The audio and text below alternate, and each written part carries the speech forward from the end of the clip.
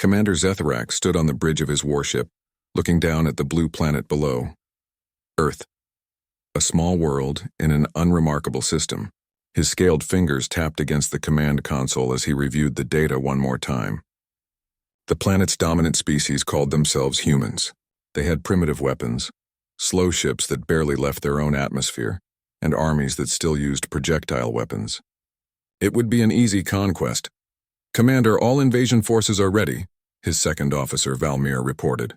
The younger Catharn's tail swished with excitement. This was his first planetary annexation.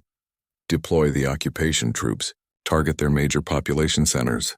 I want this finished by sunset," Zethrax ordered. He had conquered 17 worlds for the Catharn Empire. This would be the 18th and probably the easiest. The invasion began exactly as planned. Catharn dropships descended on New York, London, Beijing, Moscow, and dozens of other cities.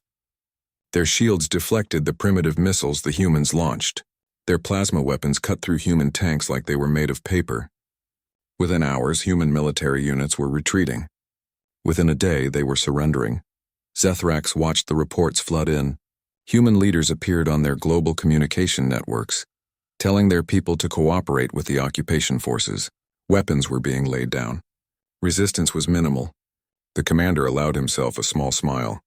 The Galactic Coalition would be pleased. Another world added to Catharn territory without significant bloodshed.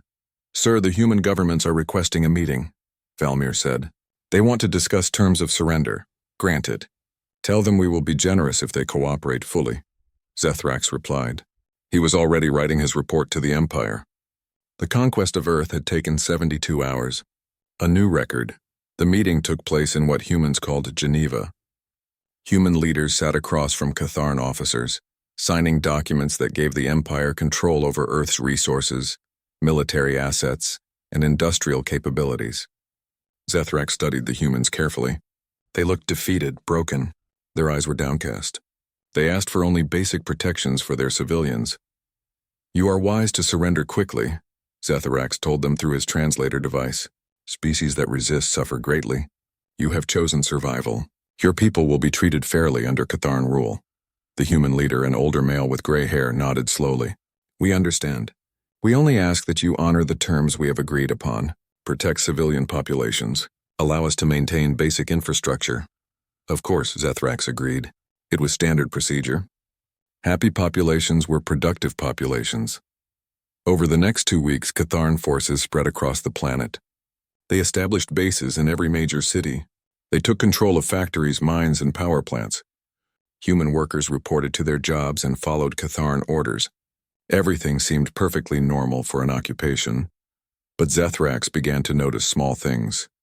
Human workers were always watching. They asked questions about Catharn technology, about their ships, about their weapons. When Catharn soldiers demonstrated their equipment, humans paid very close attention. They took notes. They recorded everything on their primitive devices. "They are very curious," Valmir observed during one inspection tour. "Is this normal?" "Some species try to learn from their conquerors," Zethrax said. "It means they have accepted their new place. This is good." He did not see the humans carefully cataloging every Catharn weakness. He did not notice how human technical experts were studying every piece of alien technology they could access. He did not realize that in underground facilities human scientists were already reverse engineering Catharn equipment. The first sign of trouble came 3 weeks into the occupation. A Catharn patrol in the Canadian wilderness stopped reporting. Zethrax sent another patrol to investigate. They found nothing. No bodies, no weapons. No signs of battle, just an empty checkpoint and vehicle tracks that led into the forest and disappeared. "Probably an equipment malfunction," Valmir suggested. "These humans have dangerous wildlife in some regions. Perhaps the patrol encountered local predators." Zethrax was not convinced, but he had no evidence of anything else. He filed a report and moved on. There were more important matters to handle. The Empire wanted increased resource extraction from Earth. Production quotas needed to be met. 2 days later, another patrol vanished. This time in Siberia, then another in the mountains of Afghanistan, then one in the jungles of Brazil. Every time there was nothing left behind. No trace, no clues, just empty posts and missing soldiers. "This is not wildlife," Zethrax said, studying the reports. Something is hunting our troops. He increased patrols in rural areas and ordered his soldiers to travel in larger groups. He installed better surveillance equipment.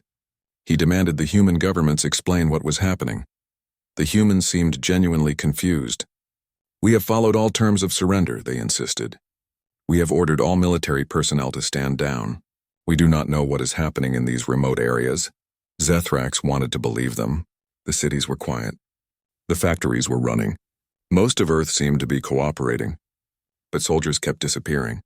Always in remote areas. Always without a trace. He sent his best reconnaissance team to investigate the next disappearance. They were equipped with the finest Catharn sensors and weapons. They had orders to report everything they saw, no matter how small. The team landed in a forested region where another patrol had vanished 6 hours earlier. They found the patrol's vehicles abandoned but intact. There were signs of a brief struggle. Weapons had been fired, but there were no bodies. No blood, nothing. Command, we are investigating the site now, the team leader reported. We see evidence of combat, but no. The transmission cut off. Zethrax tried to re-establish contact, nothing. He checked their location beacons. They were still active but not moving. He sent a gunship to retrieve them. The gunship found the reconnaissance team unconscious but alive. Their weapons were gone. Their armor had been removed. They were tied up with their own equipment straps. Written in the dirt next to them in perfect Catharn script was a message. We see you. Zethrax felt something he had not felt in many years. Fear. Not for himself, but for his soldiers. Something was out there in the wilderness of Earth. Something that could defeat Catharn warriors without killing them. Something that wanted the Catharn to know they were being watched. He called an emergency meeting with his senior officers. We have underestimated these humans, he said. Their surrender was not complete. Someone is still fighting. Impossible, one officer argued. We monitored their military communications. We saw their units disband. Their weapons were collected and secured. Then who is attacking our patrols? Zethrax demanded. Ghosts? Nobody had an answer. The commander returned to his quarters and reviewed everything he knew about humans. Their history, their culture, their wars, and there, buried in the data, he found something that made his blood run cold. Humans had special military units, elite soldiers who operated independently, warriors trained for operations behind enemy lines. They had dozens of names across different human nations. Navy SEALs, Special Air Service, Spetsnaz, Green Berets, Delta Force, Grum, Sayeret Matkal, Shayatet, JTF-2, GIGN, GSG-9. The list went on, and none of these units had officially surrendered. They had simply vanished when the Catharn invasion began, gone underground, waiting. Zethrax realized with growing horror that Earth's surrender had been a lie. The humans had not given up. They had adapted, and now their hunters were in the field. The war had not ended. It had only just begun. The attacks became bolder. Catharn supply convoys traveling between bases started getting ambushed. The pattern was always the same. The convoy would enter a narrow pass or dense forest. Then in seconds it would be destroyed. Vehicles exploded. Soldiers died before they could return fire. By the time reinforcements arrived, the attackers were gone. Only the wreckage remained. Zethrax studied the attack sites personally. The precision disturbed him. Every shot had hit a vital point. Fuel tanks, power cores, command vehicles. The attackers knew exactly where to strike for maximum damage. They took weapons and equipment but left the bodies. It was a message. We can kill you whenever we want. How many soldiers have we lost? He asked Valmir during a briefing. 243 in the past week, Commander. And we have not seen a single attacker. Not one. Zethrax slammed his fist on the table. That is impossible. Our sensors should detect any living creature within a kilometer. Our thermal imaging can see through walls. How are they hiding? Valmir pulled up footage from one of the attacks. The video was grainy and brief. A Catharn soldier was standing guard when something moved in the shadows. The soldier turned, raising his weapon. Then his head snapped back and he fell. The camera showed nothing but darkness and trees. Whatever killed him had been invisible to their technology. We slowed down the footage, Valmir said. He played it again, frame by frame. For just one frame there was a shimmer, a vague outline of something human-shaped, covered in materials that matched the surrounding environment perfectly. Then it was gone. They have camouflage, Zethrax said. Yes, but not like ours. Ours is electronic powered. Theirs is primitive, just fabric and paint. Yet it defeats our sensors somehow. They understand how our technology works and they use it against us. The commander felt a chill run down his spine. What else do we know about them? Valmir accessed his datapad. Intelligence suggests these are human special operations forces. Each nation has its own units. They train for years. Their selection process is brutal. Most candidates fail. Only the strongest, smartest, and most skilled complete the training. How many of these special forces exist? We estimate tens of thousands across the planet. Maybe more. Humans have been training elite warriors for their entire recorded history. They have refined the process over thousands of years. Zethrax stood and walked to the window. Below he could see the human city of Geneva. It looked peaceful. Humans went about their business, but he knew now that appearances meant nothing. Somewhere out there, highly trained killers were watching his every move. We need to send our Crimson Guard, he decided. If these human special forces are the best Earth has, then we will counter with our best. The Crimson Guard arrived 3 days later. These were the Catharn Empire's elite warriors. Each had served for decades. They were larger and stronger than regular soldiers, enhanced with the finest cybernetic implants. They had never failed a mission. Their armor was painted deep red, a color that meant death across 100 worlds. Zethrax briefed them personally. You are hunting human special forces. They are skilled and dangerous. Do not underestimate them. The guard leader, a scarred veteran named Krath, laughed. Commander, we have fought the best warriors in the galaxy. These primitives may have defeated regular troops, but they have not faced us. Nevertheless, be careful. These humans are clever. Krath assembled his team of 30 Crimson Guards. They deployed to the Swiss Alps, where human attackers had destroyed a Catharn communication station. The guards moved through the mountains in perfect formation, their sensors sweeping constantly for any sign of life. They found tracks. Boot prints in the snow. The humans had not even tried to hide their trail. Krath smiled. They were arrogant. That would be their downfall. The trail led to a narrow valley between two peaks. Krath ordered his team forward. They entered the valley cautiously, weapons ready. The snow was pristine. The air was still. Everything seemed calm. Then the world exploded. Charges buried under the snow detonated. 4 Crimson Guards died instantly. The others scattered, seeking cover. But there was no cover. Gunfire erupted from the peaks above. High-powered rifles that punched through Catharn armor. Guards fell, bleeding and screaming. Krath fired back at the muzzle flashes. His plasma weapon melted rock, but the humans were already moving. They never stayed in one place for more than a few seconds. They fired, moved, fired again, always from a different position. Air support. Krath screamed into his communicator. We need air support now. Before the gunships could arrive, the humans were gone. They had killed 19 Crimson Guards in less than 5 minutes. 11 survived, including Krath. He sat in the snow, staring at the bodies of his warriors. The finest soldiers in the Catharn Empire dead in an ambush. How? He whispered. How did they know we would come here? Valmir reviewed the battle data later. The humans left the communication station as bait. They knew we would send someone to investigate. They prepared the ambush site in advance. They studied the terrain. They calculated our most likely approach route. When the Crimson Guard arrived, they walked into a perfectly planned trap. Zethrax listened in silence. He was beginning to understand something terrible. These humans did not fight like any species he had encountered. They did not rely on superior technology or strength. They used intelligence, patience, and careful planning. Every engagement was a calculated operation. What did Krath report? He asked. He said they moved like ghosts. They worked together perfectly. Each one seemed to know what the others would do without speaking. And they enjoyed it, Commander. He said they were laughing as they attacked. Laughing? Yes. The humans train their special forces not just to fight, but to love combat. They select for aggression and fearlessness. These warriors want to be in battle. It is not duty for them. It is something they desire. Zethrax felt sick. The Catharn fought for empire and honor. But these humans fought because they liked it. What kind of species bred warriors who enjoyed killing?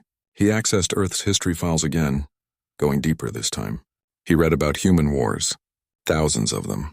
Some lasting years, even decades. Humans fought over territory, religion, resources, ideology, and sometimes just because they hated each other. They had been killing each other since before they discovered fire.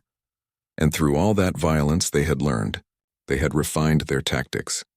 They had developed strategies and counter-strategies. They had created schools dedicated solely to the art of war. Generation after generation of warriors, each learning from the previous one, each slightly better than the last. The special forces were the result of that endless evolution. The humans had literally bred themselves into the perfect killers through 10,000 years of constant warfare. They had not even needed the Catharn invasion. They had already created elite warriors just to fight each other. "We made a terrible mistake," Zethrak said quietly. "Commander, we thought we were conquering a primitive world, but we invaded a planet full of predators who have been sharpening their claws on each other since the dawn of their civilization." That night, every Catharn installation on Earth was hit simultaneously. Bases in 37 countries suffered coordinated attacks within the same 10-minute window. Communication arrays were destroyed. Fuel depots exploded. Command centers were infiltrated. Officers were found dead in their quarters with no sign of forced entry. When morning came, Zethrax received casualty reports. Over 800 Catharn soldiers dead or missing in a single night. And the humans had done it without losing a single fighter that they knew of. He stood on his bridge looking down at Earth and realized something that terrified him. The humans had not unleashed their elite forces because they were desperate. They had unleashed them because they were ready. They had spent 3 weeks watching, learning, and planning. Now they were showing the Catharn what a real war looked like, and the Catharn were losing. The Catharn Empire sent reinforcements. 12 warships arrived in orbit carrying 10,000 fresh troops. High Command demanded answers from Zethrax. How could a primitive species be defeating the mighty Catharn military? They are not fighting like a primitive species, Zethrax tried to explain during the subspace communication. They have elite forces that operate with precision we have never encountered. Elite forces? The War Master's voice crackled with contempt. We have elite forces, the Crimson Guard, and you let humans slaughter them. The humans study war like we study science. They have refined it over millennia. Their special operations units are not regular soldiers. They are something else entirely. Then adapt, Commander. You have more troops now. Secure the planet or I will find someone who can. The transmission ended. Zethrax knew his career was over if he failed. Probably his life too. The Catharn Empire did not tolerate failure. He had to find a way to stop these human warriors, but the attacks continued. A Catharn warship in low orbit detected a small craft approaching. They identified it as a human cargo shuttle, unarmed. They let it dock, thinking it was bringing supplies or perhaps collaborators. 20 minutes later, the ship's internal alarms went off. By the time Catharn security responded, 12 human soldiers were already in the engineering bay. The humans fought through the corridors with brutal efficiency. They moved in pairs, covering each other perfectly. They used Catharn weapons taken from previous encounters. When security tried to seal blast doors, the humans cut through them with stolen plasma torches. When guards tried to overwhelm them with numbers, the humans used grenades and created choke points. Within an hour, the humans had captured the ship's bridge. The captain and senior officers were dead. The humans took control of the ship's systems and flew it away from Earth before Catharn fighters could respond. They escaped to the dark side of the moon and disappeared. Zethrax learned later that the team had been from something called Delta Force, American Special Operations. They had trained for shipboarding operations for decades, even though humans did not have military spaceships. They had trained for it anyway, just in case they ever needed the skill. Now that need had arrived and they were ready. How did they learn to fly our ship? Valmir asked, bewildered. The same way they learn everything else, Zethrax said bitterly. They watched us. They studied our systems. They practiced on captured equipment. And when the moment came, they executed perfectly. He pulled up files on different human special operations units. Each one had a unique specialization. Navy SEALs trained for water operations and could swim for hours in freezing oceans. The British SAS specialized in desert warfare and hostage rescue. Russian Spetsnaz were experts in Arctic combat and survival. Israeli Sayeret Matkal focused on intelligence gathering and raids deep behind enemy lines. The list went on. Green Berets trained other fighters, turning civilians into guerrilla armies. JTF-2 from Canada operated in extreme cold weather. Polish Grom specialized in maritime and counter-terrorism operations. French GIGN could assault buildings and vehicles with minimal civilian casualties. German GSG-9 were masters of precision close-quarters combat. Every human nation had developed its own elite units based on their geography, history, and needs. And now all of them were working together against the Catharn. Warriors who had trained to fight each other were now united against a common enemy. They have diversity, Zethrax realized. We train all our soldiers the same way. But humans train different units for different situations. They have specialists for every type of combat imaginable. The Catharn tried to adapt. They took hostages thinking humans would surrender to protect their civilians. It failed. Human special forces raided the detention center where hostages were held. They killed 20 Catharn guards in complete silence using knives and suppressed weapons. They evacuated all 200 hostages without a single human casualty. The operation took 11 minutes from entry to exit. Security cameras caught parts of it. Zethrax watched in amazement as human soldiers moved through the facility, like water flowing around rocks. They were never where the guards expected. They struck from shadows, from vents, from windows. One guard turned around to find a human standing directly behind him. The camera showed the guard's look of shock before everything went black. "They are playing with us," Valmir said, his voice shaking. This was not just a rescue. This was a demonstration. They wanted us to see how easily they could do it. He was right.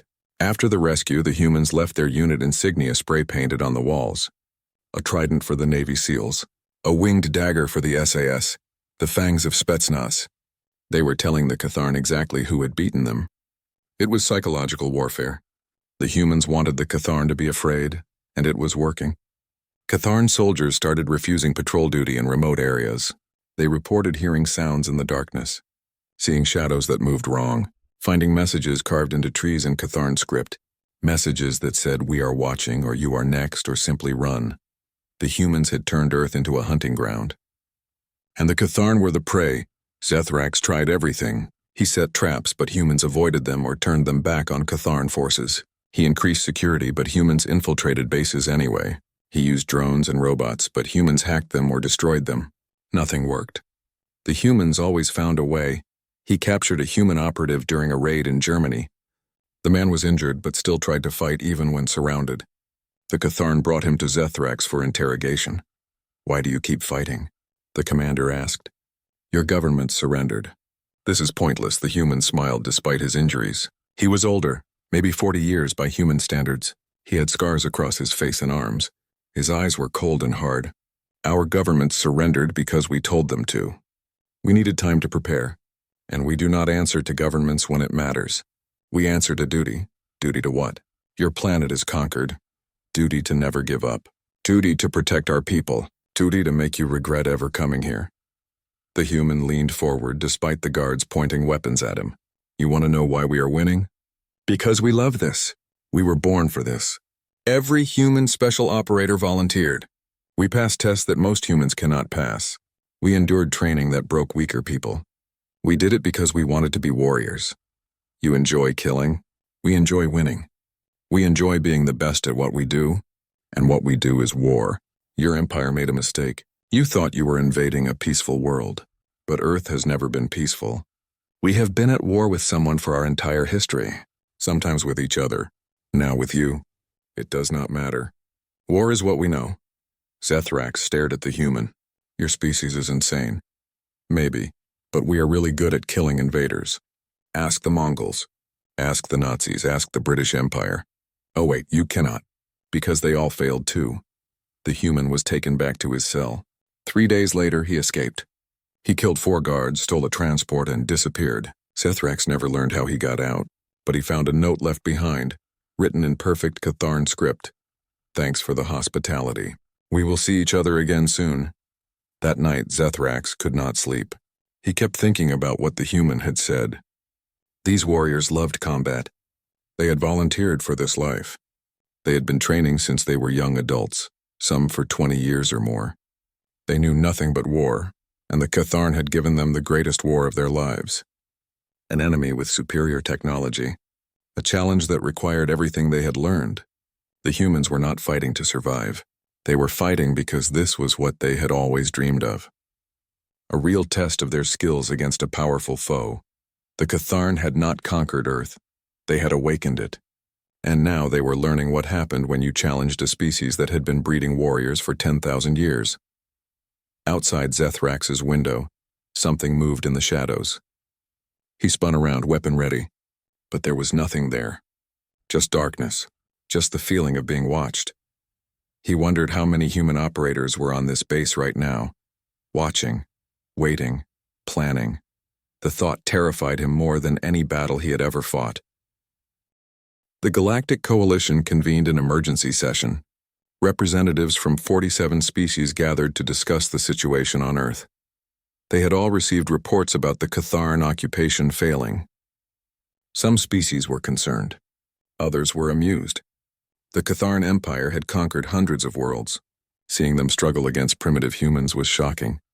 Zethrax was ordered to address the coalition via hologram. He stood in his command center, knowing his words would be heard across the galaxy. His career was already destroyed. His reputation was ruined. But perhaps he could warn others about what he had learned. "Honored representatives," he began, "I come before you to discuss the human species. We believed they were primitive. We believed conquest would be simple. We were catastrophically wrong." Murmurs spread through the coalition chambers. Zethrax continued, "Humans are not primitive in the ways that matter. Yes, their technology is limited. Yes, their space travel is crude. But they have something far more dangerous than advanced weapons. They have 10,000 years of continuous warfare experience." He displayed images of Earth history, battles fought with swords and spears, wars fought with rifles and tanks, conflicts that killed millions. The coalition representatives watched in growing horror. While most species developed space travel and united their planets, humans were still fighting each other. They never stopped. They have words in their languages for hundreds of combat scenarios. They have military academies older than some of your space programs. They have generals who have studied warfare their entire lives. Surely that makes them dangerous to themselves, not to us, one representative argued. "That is what I thought," Zethrax said. "But I learned differently. All that warfare created something. It created a warrior culture. It created elite military units that train only for combat. These special forces are not normal soldiers. They are selected through brutal testing. Most candidates fail. Those who succeed undergo years of training in tactics, weapons, survival, infiltration, and assassination." He showed footage of human special forces operations. The room fell silent as they watched humans moving through darkness, defeating Catharn soldiers with ease, completing impossible missions. Each human nation has its own special forces. America has Navy SEALs and Delta Force. Britain has the SAS. Russia has Spetsnaz. Israel has multiple units. France, Germany, Poland, Canada, Australia. Every nation breeds elite warriors, and there are thousands of them. "But you have superior weapons," another representative said. "Superior armor. Superior numbers, it does not matter. The humans study our technology faster than we can deploy it. They steal our weapons and use them against us. They hack our computers. They infiltrate our bases. They assassinate our officers. And they do it all while remaining almost invisible." Zethrax took a breath. This was the hardest part to explain. They are better warriors than we are. Not because of technology or strength, but because they have been perfecting the art of warfare for millennia. Every tactic we use they have seen before in their own wars. Every strategy we employ, they have already developed a counter-strategy. We are fighting a species that has weapons specifically designed to fight opponents stronger than themselves. The coalition chamber erupted in debate. Some species refused to believe it. Others demanded proof. The Catharn War Master's hologram appeared, his scales flushed with anger. "Commander Zethrax is exaggerating due to his failures. Yes, humans are more challenging than expected, but they are still primitives. We will send our ultimate weapon. The Void Breakers will crush this resistance." Zethrax wanted to argue, but he knew it was pointless. The War Master had already made the decision. The Void Breakers were coming. 3 days later, the Void Breakers arrived. These were not normal soldiers. They were the Catharn Empire's super warriors. Each had been enhanced with advanced cybernetics. Their reflexes were 3 times faster than normal Catharn. Their armor was nearly indestructible. Their weapons could level buildings. There were only 100 Void Breakers in existence. They had never lost a battle. The Breaker Commander Thexnall met with Zethrax personally. He was massive, nearly 3 meters tall. His armor gleamed black and silver. His eyes had been replaced with targeting computers. "I have reviewed your reports, Commander," Thexanol said. His voice was mechanical, processed through multiple implants. "You lost to humans because you used conventional tactics. We do not. We will show you how this is done." "They are not like any enemy you have faced," Zethrax warned. "Every enemy says they are special. Every enemy is wrong." Thexanol turned to leave. "We deploy in 1 hour. This will be over quickly." The Void Breakers landed in Colorado, USA. Intelligence suggested a major human special forces base was hidden in the mountains. The Breakers would assault it directly, kill the occupants, and break the human spirit.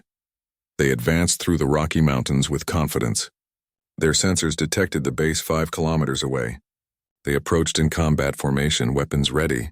They expected resistance. They expected a fight. What they did not expect was for the humans to bring the entire mountain down on them. Explosives planted days earlier detonated in sequence. Millions of tons of rock and ice collapsed into the valley, where the Void Breakers were advancing. 20 breakers died instantly, crushed by the avalanche. The others barely escaped. Before they could recover, the attack began. Human operators appeared from hidden positions all around them. Not just Americans this time. This was a combined force. SEALs, Delta, SAS, Spetsnaz, GIGN, JTF-2, Shayatet 13, and more. The best operators from multiple nations working together. The humans used weapons stolen from Catharn armories. Plasma rifles, photon grenades, anti-armor rockets. They had learned how to use everything. But they also used human weapons. Sniper rifles that could hit targets from 2 kilometers away. Explosive drones that flew into Void Breakers and detonated. Even simple traps and ambushes that forced the breakers into kill zones.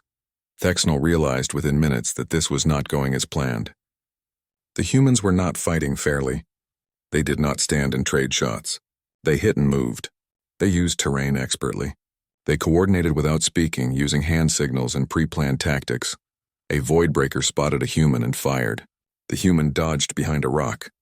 2 more humans appeared from different angles and fired at the breaker's joints where the armor was weakest. The breaker fell. Before others could help, the humans were gone again. It was like fighting smoke. The humans were everywhere and nowhere. Thexanol ordered his breakers to form a defensive circle. The humans responded by calling in artillery. Human tanks hidden kilometers away launched shells that rained down on the breaker's position. They have been planning this for days, Thexanol realized. They knew we were coming. They prepared the battlefield. Of course they had. Human special forces had intelligence networks. They had spies in every Catharn facility. They knew about the Void Breakers before the breakers even left orbit. The battle lasted 4 hours. It was the longest 4 hours of Thexanol's life. His breakers fought with everything they had. They killed humans. Maybe 20, maybe 30. But they were dying too. The armor that was supposed to be indestructible cracked under concentrated fire. The cybernetics that made them superhuman failed when humans shot them with electromagnetic pulse weapons, stolen from Catharn armories. When it was over, 37 Void Breakers were dead. 22 were wounded. Thexanol himself had lost an arm. The remaining 41 retreated to their dropships and fled back to orbit. They had failed. The Void Breakers, who had never lost a battle, had been defeated by humans. Thexanol was brought to medical bay. As they repaired his body, he asked to speak with Zethrax. The commander came, saying nothing. There was nothing to say. How? Thexanol asked. His voice was weak, diminished. How did they beat us? We are the best warriors in the galaxy. No, Zethrax said quietly. They are the best warriors in the galaxy. We just did not know it until now. But we are enhanced. We are stronger, faster, better equipped. And they have been fighting wars since before your species discovered fire. They have forgotten more about combat than we will ever learn. Every Void Breaker is a master warrior. But every human special operator is a master warrior who has studied 10,000 years of war. Thexanol closed his eyes. We cannot beat them. No, we cannot. Not like this. Not on their world, on their terms. We made a terrible mistake coming here. In orbit above Earth, the Catharn fleet received new orders from the Empire. They were to withdraw. Immediately, the occupation was over. The Catharn Empire was abandoning Earth. Zethrax stood on his bridge one last time, looking down at the blue planet. He had arrived thinking it would be an easy conquest. He was leaving knowing he had fought the most dangerous species in the galaxy. The humans had taught the Catharn a lesson. Some prey when cornered, reveals itself to be a predator instead. Earth was not a world to be conquered. It was a world to be feared. The Catharn fleet departed from Earth's orbit 6 months after they arrived. The invasion was officially over, but Zethrax remained. The Empire had declared him responsible for the failure. He was stripped of rank and left on Earth as a prisoner of war. It was meant to be a punishment. Zethrax thought it might be a gift. At least he would not have to explain the disaster to his superiors in person. The humans kept him in a facility in Switzerland. It was not a prison exactly, more like a diplomatic holding area. He had a room with a window. He could walk in a courtyard. Guards watched him, but they were not cruel. They treated him like a defeated enemy, not a criminal. On the 7th day of his captivity, a human delegation arrived. They entered his room without knocking. There were 5 of them, dressed in civilian clothes. But Zethrax recognized military bearing when he saw it. These were soldiers, even without uniforms. "Commander Zethrax," one of them said. She was a woman, middle-aged, with sharp eyes. "My name is Colonel Sarah Chen, United States Army. These are my colleagues from various nations. We would like to talk." "About what?" "You have already won." "About what happens next." "The Galactic Coalition wants to meet formally with Earth's governments. They want to understand what happened here, and they want to understand us." Zethrax gestured to the empty chairs. The humans sat. Colonel Chen folded her hands on the table. "The Coalition is afraid of you," Zethrax said. "As they should be. We do not want fear. We want respect. But we need to know what the galaxy thinks of us now. You have seen human special forces in action. You have reported to the Coalition. What did you tell them?" "The truth. That your species has refined warfare to a science. That your elite soldiers are the most dangerous fighters in the galaxy. That any species who invades Earth will regret it." One of the other humans, a British officer, leaned forward. "And how did they react?" "With disbelief at first, then with fear. Some species want to quarantine Earth. Others want to establish relations carefully. None want to invade. The Catharn Empire has become a warning story. The mighty empire that was defeated by primitives." Colonel Chen nodded. "The Coalition sent a formal invitation. They want us to join as a member species. But there are conditions. They want full disclosure of our military capabilities. They want to know how many special operations personnel we have, how we train them, what their capabilities are. And, will you tell them? That is what we are here to discuss with you. You have fought us. You understand what we are. Should we be honest about our military, or should we let the galaxy wonder?" Zethrax thought carefully. This was an important question. If you hide your capabilities, the galaxy will always fear you. Species fear the unknown. But if you reveal everything, some species may try to match you. They may create their own special forces. They may start an arms race. And what would you recommend? Be honest. But do not reveal everything. Tell them about your special forces. Show them your training programs. But do not tell them how many operators you have or where they are. Let the galaxy know you are dangerous, but keep them guessing about just how dangerous. The humans looked at each other. They seemed to reach a silent agreement. "Thank you, Commander. That is useful advice." Colonel Chen stood. "The Coalition also wants to speak with you. They want first-hand accounts of the conflict. Historians are already calling this the Earth War. You were the Catharn commander. Your testimony will be important. I will tell them what I saw." Over the following weeks, Zethrax was interviewed by Coalition historians. They asked endless questions. How did humans fight? What tactics did they use? Why were the Catharn unable to counter them? Zethrax answered honestly. He described the ambushes, the infiltrations, the coordinated attacks. He explained how humans studied Catharn technology and turned it against them. He talked about human special forces and their incredible training.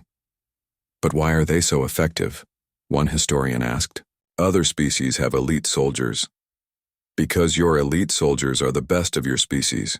Human elite soldiers are the result of 10,000 years of evolution through warfare. Every generation of human warriors learned from the previous generation. They wrote books about tactics. They created schools to teach strategy. They analyzed every battle and improved. He pulled up images of human history. Look at this. Humans fought with swords and shields 3,000 years ago. They developed formations, flanking maneuvers, siege tactics. Then they invented gunpowder and had to relearn everything. Then aircraft. Then nuclear weapons. Each time they adapted. Each time they became more dangerous. And their special forces are the peak of that evolution. Each operator represents thousands of hours of training. They learn hand-to-hand combat, marksmanship, explosives, infiltration, survival, and tactics. Most importantly, they learn to think independently and work in small teams. Give a human special forces team an objective, and they will find a way to accomplish it, no matter how impossible it seems. The historian was silent for a moment. Will humans share this knowledge with the galaxy? I believe they will, for a price. The historian was right. When Earth formally joined the Galactic Coalition, they offered an unusual service.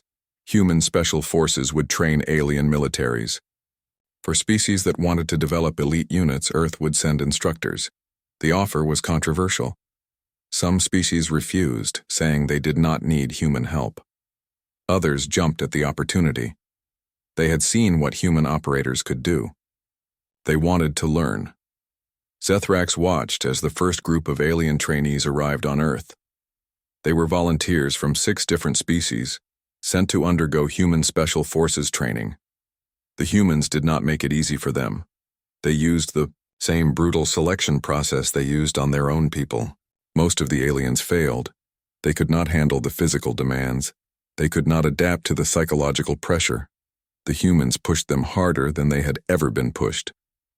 Out of 100 alien volunteers, only 12 completed the full training program. But those 12 were transformed. Zethrax saw them before and after. They had arrived as regular soldiers. They left as something else. Harder, more confident, more dangerous. The humans had taught them not just skills, but a warrior mindset. "We do not just teach fighting," Colonel Chen explained to Zethrax during one of their conversations. "We teach how to think like a special operator, how to assess a situation and find solutions, how to work in small teams with perfect coordination, how to never quit, no matter how difficult the mission becomes. You are creating competitors, warriors who might one day fight you. Maybe, but we are also creating allies. These operators will return to their worlds and teach others. They will spread human military doctrine across the galaxy. In a generation, every coalition military will have some human influence. That makes us invaluable." Zethrax realized she was right. Humans had found a way to turn their greatest strength into political power. They could not match alien technology yet, but they could teach aliens how to fight better. That made Earth important. That made them essential to galactic security. 1 year after the invasion ended, crisis came. A hostile species called the Vexcar began raiding coalition worlds. They were brutal and efficient. They struck quickly and disappeared before defenses could respond. Coalition militaries struggled to counter them. The coalition asked Earth for help, not troops. They asked for advisors, human special forces operators who could teach coalition militaries how to conduct counter-raiding operations. Earth sent a team of 100 operators: Americans, British, Russians, Israelis, Canadians, French, Germans, and others. They were assigned to different coalition fleets as tactical advisors. Within 3 months, coalition forces were conducting successful operations against the Vexcar. Within 6 months, the raids had stopped. The Vexcar had learned what the Catharn learned. Some species are better left alone. Zethrax was released from custody after the Vexcar crisis. The humans offered him transportation back to Catharn space. He declined. "I would rather stay here," he said. "The Empire does not want me back, and I have learned more about warfare from watching humans than I did in 30 years with the Catharn military." The humans allowed him to stay. He took a position, as a military analyst helping coalition forces understand human tactics. He wrote papers about the Earth War. He gave lectures at coalition military academies about his experiences. He never forgot the lessons he learned. Humans were not the strongest species. They were not the smartest. They did not have the best technology. But they were the best warriors, not because they were born that way, but because they had spent 10,000 years becoming that way. 5 years after the invasion, Zethrax stood in an observation room watching a human training exercise. A mixed team of human and alien operators were conducting a mock raid on a fortified position. The aliens had learned well. They moved like their human teachers, thought like them, fought like them. Colonel Chen joined him at the window. "What do you think?" "I think you have changed the galaxy. In a few decades, every coalition military will be influenced by human doctrine. You have spread your warrior culture across hundreds of worlds. Is that good or bad?" Zethrax watched an alien operator signal his team with human hand gestures. "I do not know, but I know this.